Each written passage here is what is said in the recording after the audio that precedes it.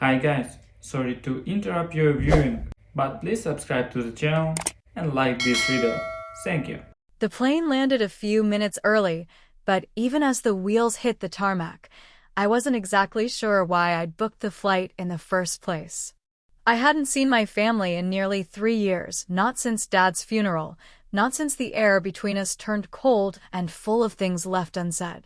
But holidays have a way of clawing at nostalgia, even when logic begs you to stay away. So I flew across the country with a duffel bag, a store-bought pie, and the kind of hollow hope only the oldest child brings home. I rented a car, drove the familiar roads with a weird sense of detachment, like I was watching myself from somewhere outside my own body.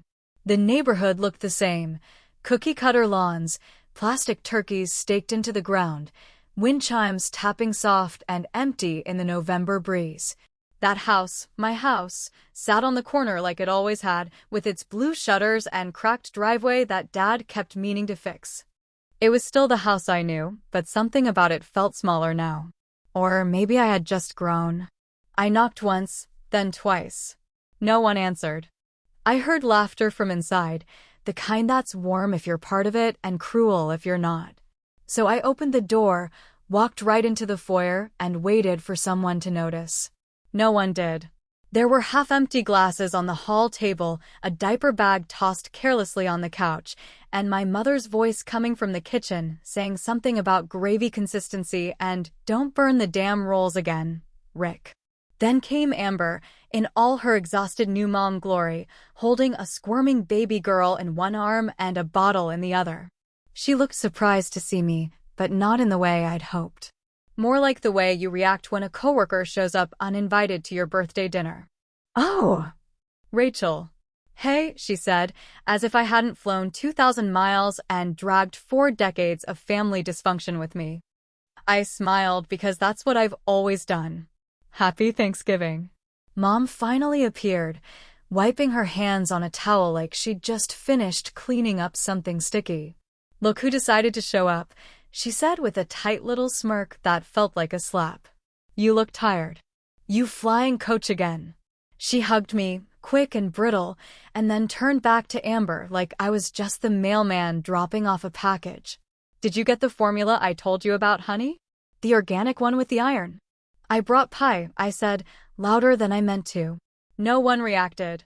Dad's picture was still above the fireplace. That was something. Same frame, same uneven angle.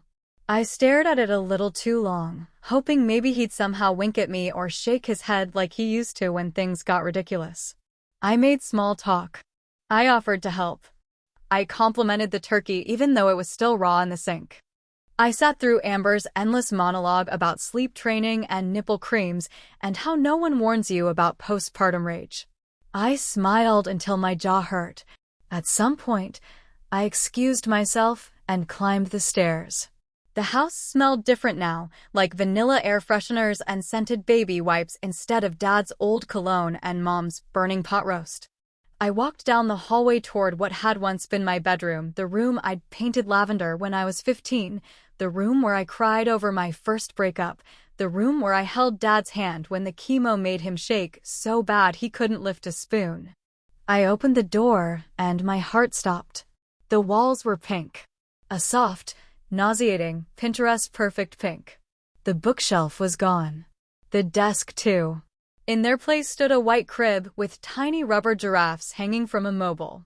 A rocking chair sat in the corner next to a diaper pail, and my old window had been covered with blackout curtains printed with cartoon owls. There was no trace of me left. Not one. I stepped inside slowly, like I'd wandered into a stranger's home. I didn't touch anything, didn't say a word. I just stood there, surrounded by a quiet that felt like grief. Behind me, Mom's voice cut through the silence, casual and sharp like she was commenting on the weather. "Oh, I meant to tell you earlier," she said, sipping from a mug that probably said something corny like "World's Best Nana." "We turned your room into the nursery. You moved out years ago, honey." "It's her turn now." I turned around, made eye contact, and nodded. "Of course," I said. "Makes sense." And then I smiled, calm and slow, as something inside me turned to ice. I pulled my phone from my pocket, thumbed to my contacts, and quietly pressed call. "Hey," I said when the line picked up. "It's Rachel." "Yeah." "Go ahead and list it." "The house." I glanced up in time to see Mom's mug pause halfway to her mouth. Rick leaned slightly around the corner, confusion spreading across his face like spilled wine. Amber's voice rose behind them in that annoyed tone she's perfected over the years. "Wait, list what?" And I just kept smiling. Because I knew something they didn't. You should have seen their faces. Dinner tasted like resentment smothered in cranberry sauce and polite avoidance. I sat across the table from my mother, pretending not to notice how she kept handing Amber everything first. First scoop of stuffing, first slice of pie, first glance of approval. Amber's husband, Darren, kept nervously laughing at things that weren't funny, clearly trying to navigate the subtle minefield of women who don't actually like each other pretending they do for the sake of turkey and tradition. Rick, my mom's second husband, mostly kept his head down, sipping wine and chiming in only to say things like it's good to have everyone under one roof again, even though the roof wasn't technically his. The baby, Ella, cried through most of dinner, her voice high and sharp, cutting through my thoughts like a car alarm in the night. Amber bounced her on one knee while using the other to push mashed potatoes into her mouth, muttering about colic and sleep regressions and how some people in the house didn't respect nap schedules. I could have responded. I could have said something petty, something accurate, something that would sting and settle the score a little, but I didn't. I smiled, raised my glass, and toasted to family, because that's what you do when you're wearing armor under your skin. "So, Rachel," Amber said at one point, dragging out the syllables like she couldn't quite believe I was still here, still working in real estate. "Must be a slow season this time of year, right?" I kept the smile on my face, but I let my eyes go cold. "Actually, I just closed a 6-figure deal last week. The market never sleeps. Especially not with interest rates where they are now." Rick gave a low whistle and nodded, trying to mediate with his usual soft platitudes. "That's impressive, Rachel. Good for you." Mom didn't say anything, just reached for the gravy and passed it to Amber like I hadn't spoken at all.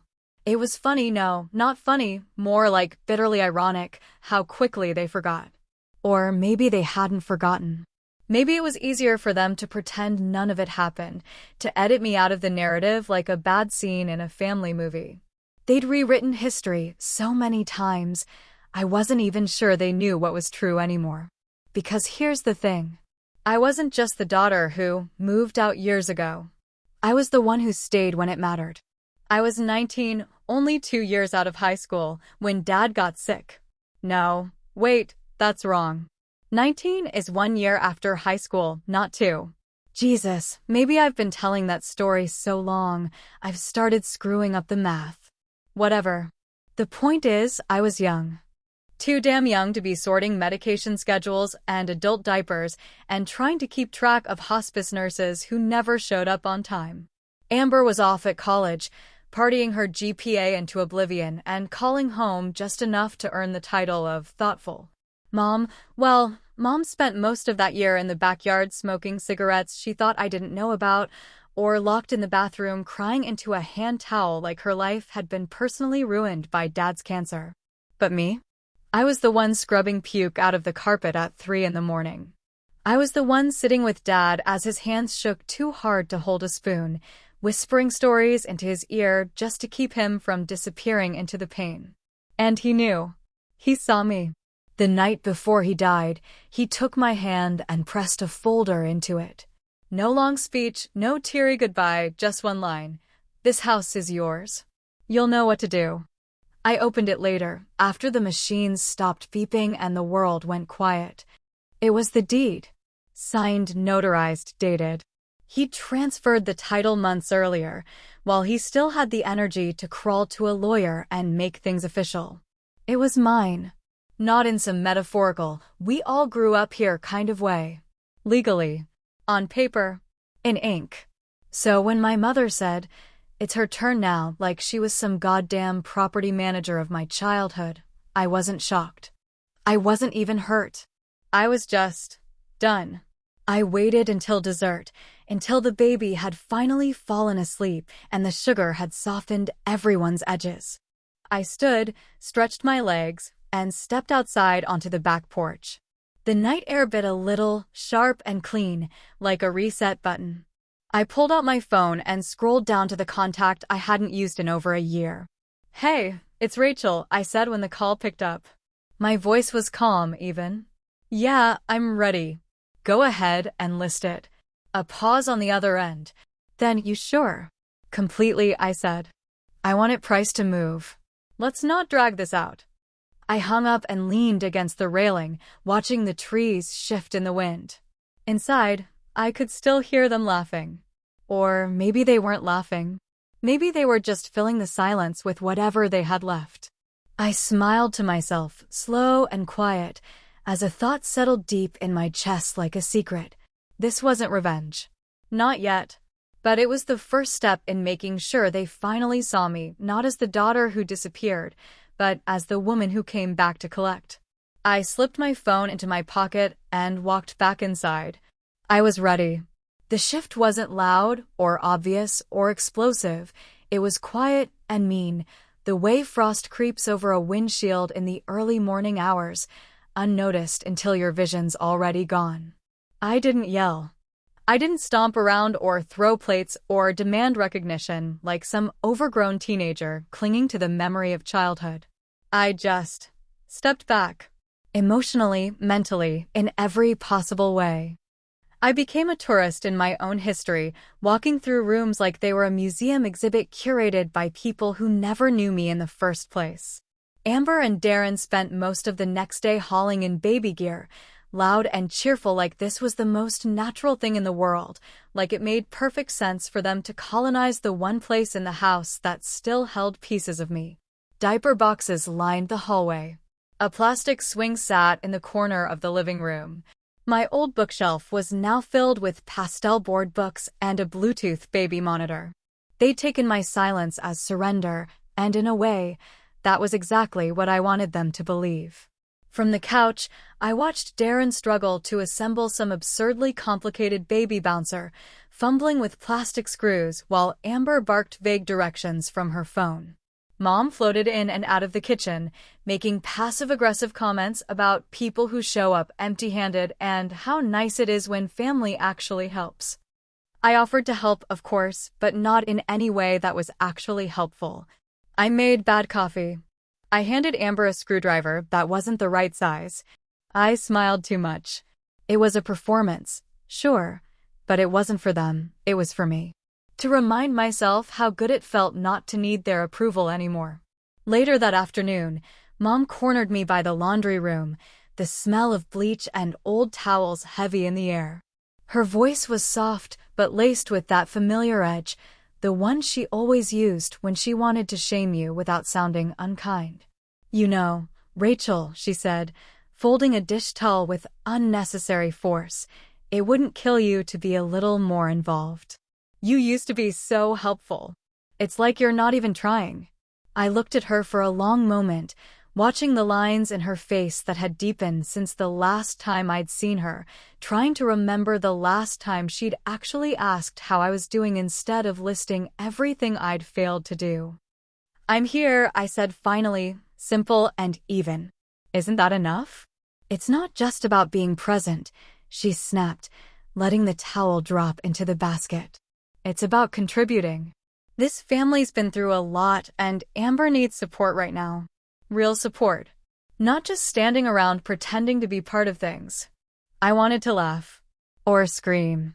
Or tell her that pretending was something I'd learned from her, perfected over the years by watching her smile at church and then scream in the car on the way home. But I didn't. I just nodded, gave her a polite smile and walked away because arguing with someone who only sees what they want to see is like screaming into the wind. It feels good for a second, and then it just makes you tired. In the guest room, the one with the creaky bed and the ugly plaid comforter, I pulled out the manila folder I'd brought with me. Inside were copies of the deed, the last will and testament, the notarized documents that had made the house legally mine. I didn't bring them to wave in anyone's face. I brought them because sometimes, when everyone is treating you like you're insane, you need to hold something real in your hands just to remember that you're not. I sat on the edge of the bed and let myself remember. It was late, just after midnight, when Dad handed me the envelope. He was thinner than he'd ever been, pale and trembling, with eyes that still somehow held that same sharpness he always had when he was explaining something important. "Your mother's going to lose her damn mind," he said, voice hoarse from the chemo.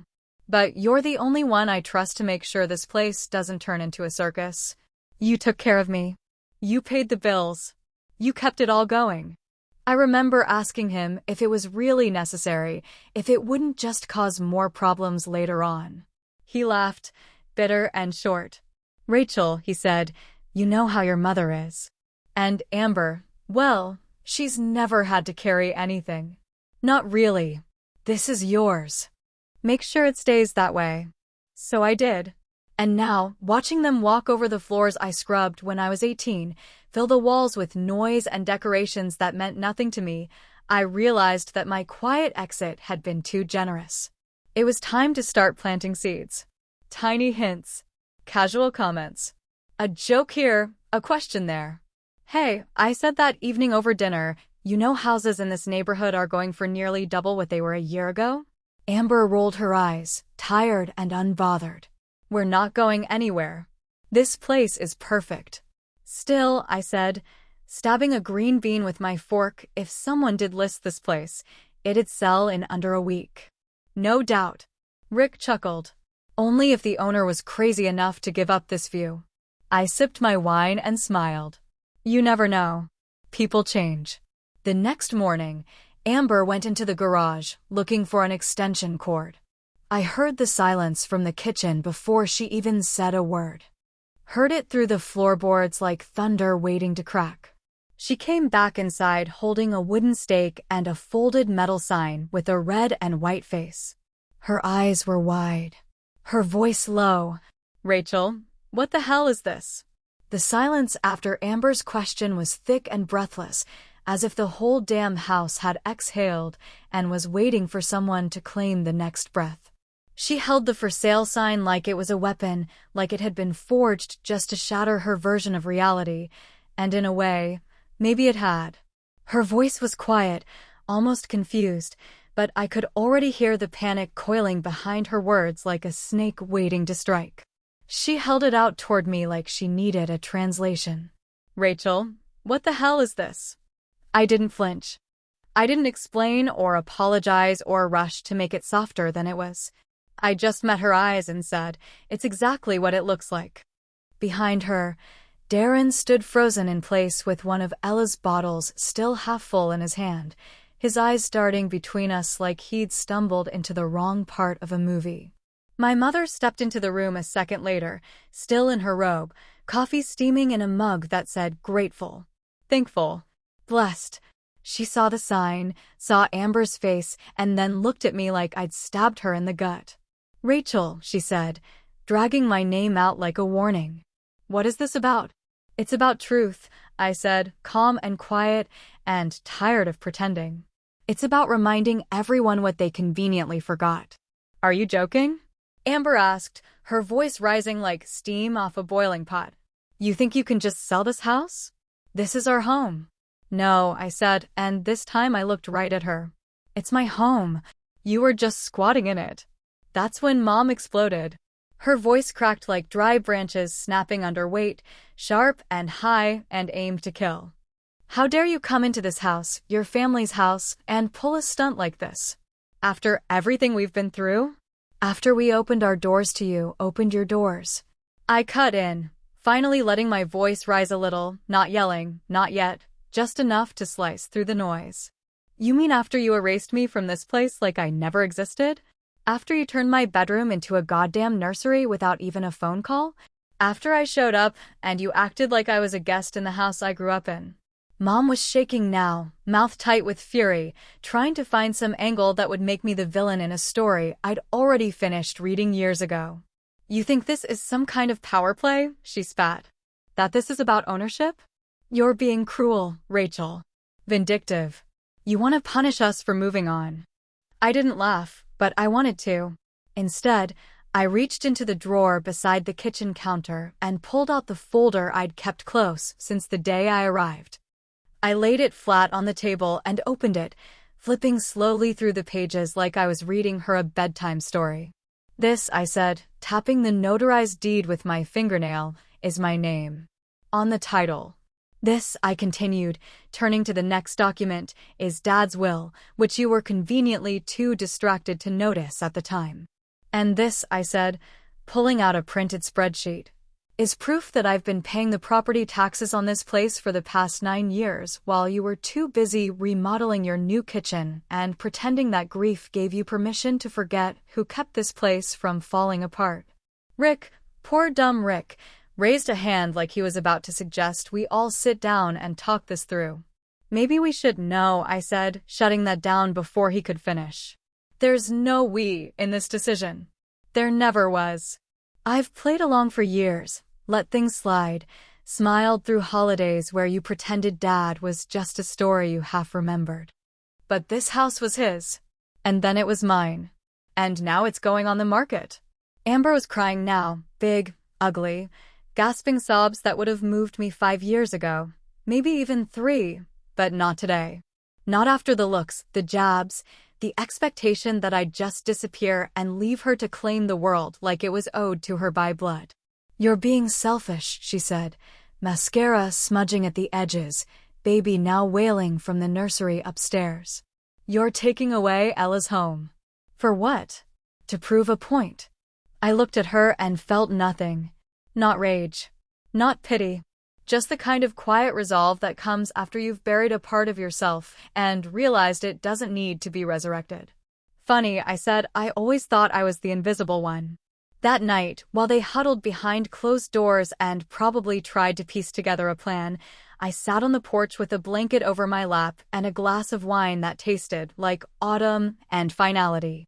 I watched the sun go down over the same street I used to ride my bike down when life was simple and my parents were still pretending they liked each other. A wind moved through the trees, and for the first time in years, I didn't feel like I was chasing after something I'd already lost. Thanksgiving morning arrived in silence. No one spoke over breakfast. No one thanked me for the meal I cooked alone. The baby cried, and Amber barely looked up. Rick mumbled about needing to run to the store, which meant he was escaping. Mom stared at the wall like she could will the past into rewinding. At 9:30, the real estate agent pulled up in a black SUV.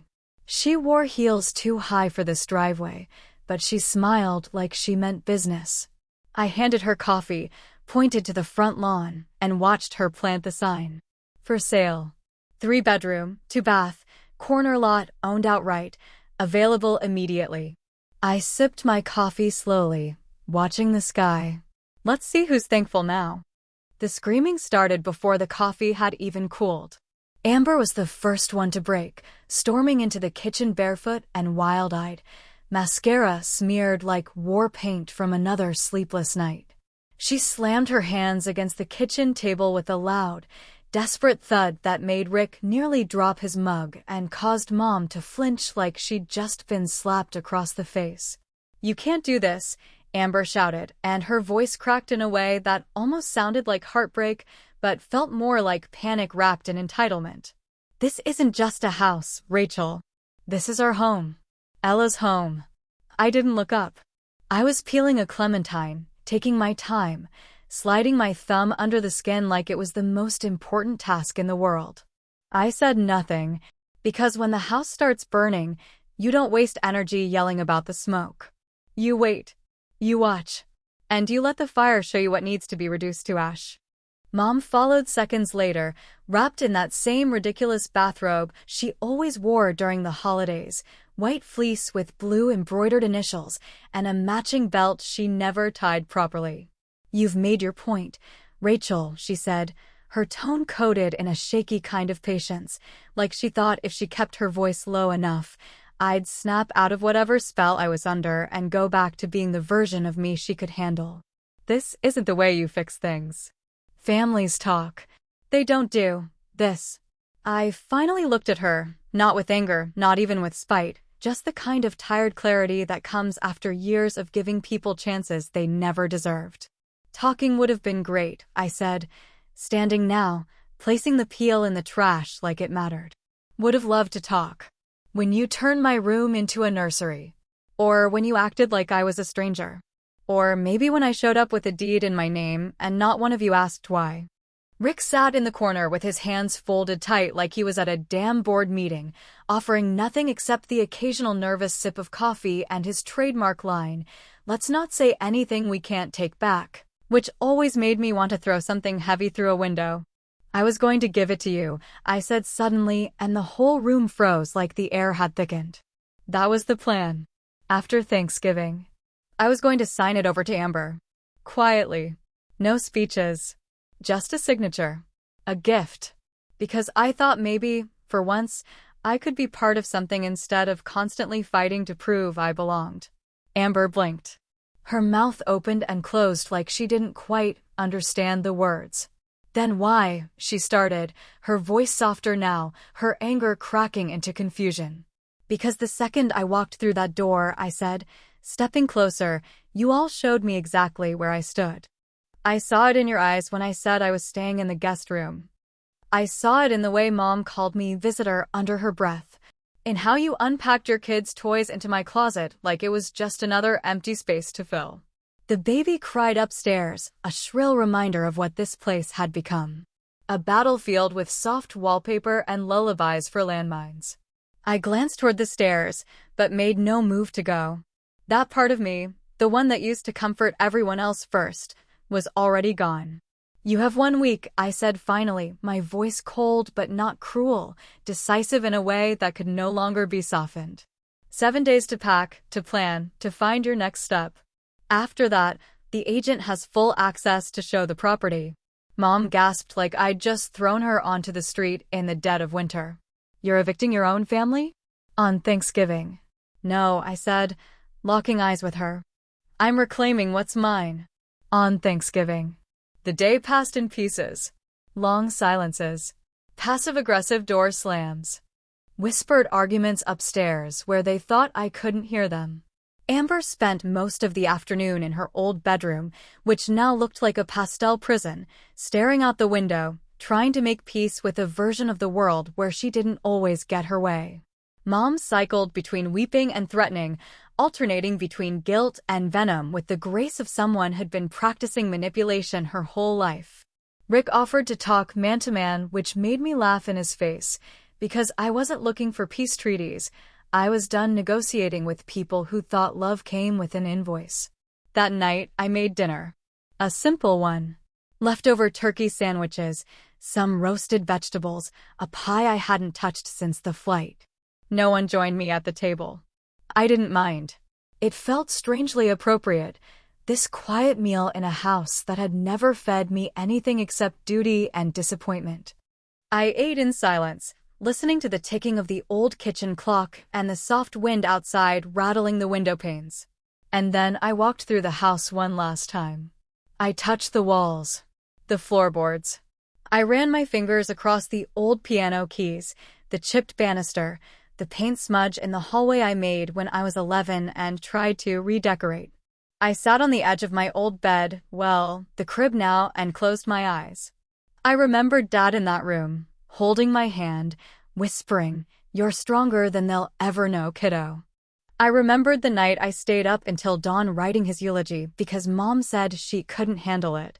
I remembered every goddamn moment I sacrificed for people who saw me only when it was convenient. I stood, smoothed my jeans, and walked to the door. Keys in my hand. Engine already warm. One last look at the porch, the lawn, the sign planted in defiance, but now glowing like justice in the moonlight. I closed the door behind me without a word. The lock clicked like the end of a sentence. As I drove away, the house grew smaller in the rearview mirror, but the weight on my chest lifted like smoke. It's not about the house. It's about what you let people think they can take from you. And what happens when they finally realize they never had it. Did I do the right thing? Maybe not. But sometimes survival doesn't ask for permission.